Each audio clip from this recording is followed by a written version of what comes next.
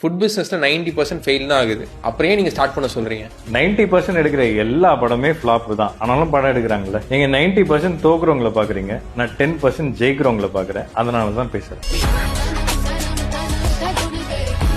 கடைக்கு கூட்டமே வரல, சோ என் ப்ராடக்ட்டோட பிரைஸ் கம்மி பண்ணி விட்டுட்டுமா சார்? அப்படி பிரைஸ் கம்மி பண்ணிட்டே போனீங்கன்னா நீங்களும் உங்க கஸ்டமர்ஸ் மாதிரி உங்க கடைக்கு நீங்க வராம போயிடுவீங்க. ஒரு ஃபுட் பிசினஸ் லாஸ் ஆகிறதுக்கு பெரிய காரணமா நீங்க என்ன பாக்குறீங்க?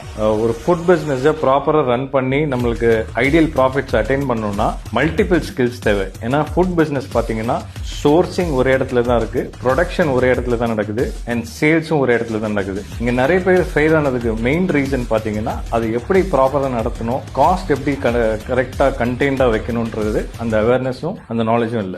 சார், கையில லட்சக்கணக்கில் காசு இருந்தா தான் ஃபுட் பிசினஸ் ஸ்டார்ட் பண்ண முடியுமா என்ன? நீங்க லட்சக்கணக்கில் இன்வெஸ்ட் பண்ணணும்னு அவசியமே இல்ல. காசே இன்வெஸ்ட் பண்ணாம கூட பிசினஸ் ஸ்டார்ட் பண்ணலாம். பட் டு ஸ்டார்ட் வித் தௌசண்ட்ஸ்ல இன்வெஸ்ட் பண்ணி சின்னதா ஆரம்பிச்சு ஃபியூச்சர்ல பெருசா ஸ்கேல் பண்ணிக்கலாம். Best food business for beginners. For beginners என்னைக்குமே ட்ரெண்டிங்கா இருக்கிறது, எப்போதுமே டிமாண்ட்ல இருக்குது convenient food. For example tea, coffee or tiffin items சென்னையில பண்றாங்க. ஸோ இந்த மாதிரியான ஐட்டம்ஸ்.